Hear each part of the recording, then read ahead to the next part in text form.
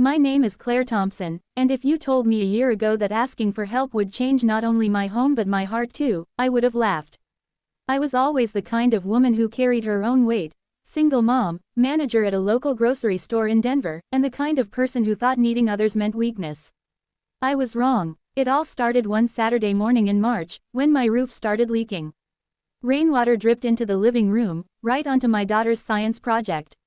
I stood there with a bucket, exhausted, staring at the ceiling as water dripped in rhythm to the chaos of my life. Between bills, work, and my daughter's school, I was barely holding things together. I didn't want to ask anyone for help, but the truth was, I couldn't afford a roofer. So, I did something I hadn't done in years. I reached out to the people around me. There were 3 of them. The first was Emily Carter, my next-door neighbor.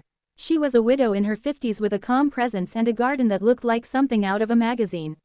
She always smiled when she saw me, even when I was too tired to return it. The second was Daniel Reyes, a quiet man who lived 2 houses down. He was a firefighter, strong but gentle, the kind of person who always offered to shovel snow off the sidewalks for everyone in winter. And the third was Liam, my younger brother. We hadn't talked in nearly a year after a terrible argument over my mother's estate. He'd left town angry, and I hadn't heard from him since. I didn't want to contact him, but Emily insisted.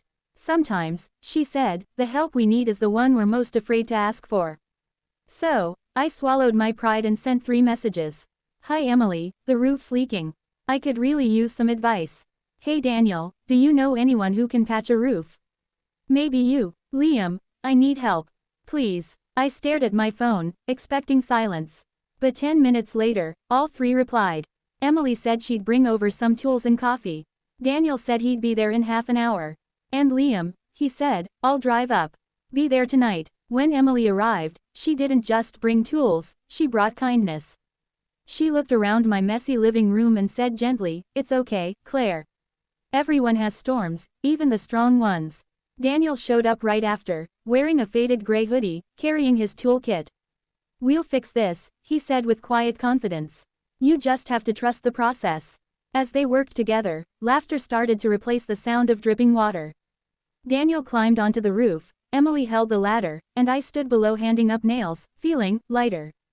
It wasn't just about fixing the roof anymore, it was about connection. About realizing that maybe I didn't have to face everything alone.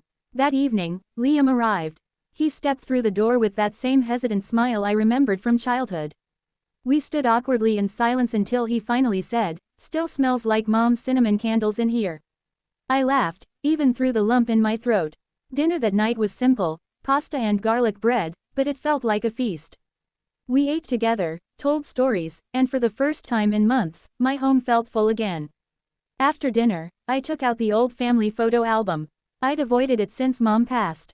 As we turned the pages, Liam's eyes softened. I'm sorry, Claire, he whispered. I shouldn't have left the way I did. Tears welled up, but I smiled.